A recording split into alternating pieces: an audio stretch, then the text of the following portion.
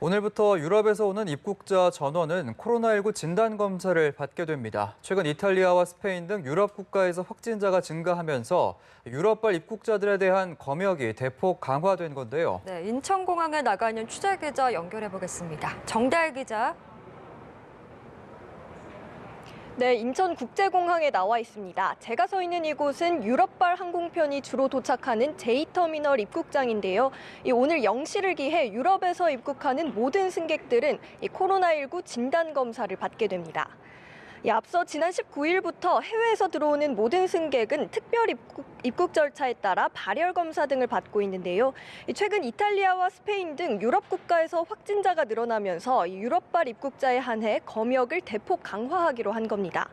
오늘은 영국 런던과 네덜란드 암스테르담 등 모두 3편의 유럽발 항공기가 오후에 이곳에 도착할 예정인데요. 유럽발 승객은 1000여 명에 달할 걸로 예상됩니다.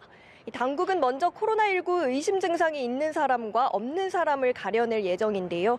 기침과 발열 등 증상이 있는 승객은 인천공항 중앙검역의료지원센터와 경정훈련원, 인천 오라호텔에 마련된 187개실의 격리시설로 이동해 진단검사를 받게 됩니다. 여기서 양성이 나오면 병원이나 생활치료센터로 옮겨져 치료를 받게 되고요. 음성이 나와도 내국인과 장기체류 외국인은 2주간 자가격리되고 단기간 머무는 입국자는 매일 전화로 증상 유무를 확인받습니다. 증상이 없는 경우에는 임시생활시설에 하루 동안 머무르며 진단검사를 받게 되는데요. 여기서 음성이 나와도 2주간 자가격리를 해야 합니다. 임시생활시설은 인천 SK무의연수원, 경기 코레일 인재개발원, 법무연수원 등 7곳에서 운영되고 1000개실 정도 확보된 상태입니다.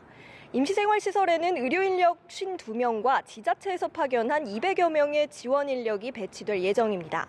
한편 당국은 미국, 캐나다 등 북미에서의 확산은 유럽 수준이 아니라고 보고 북미발 입국자 전수조사는 검토하지 않고 있는데요. 미국에서도 확진자가 급격히 늘고 있는 만큼 전수검사 도입이 필요하다는 지적도 나옵니다.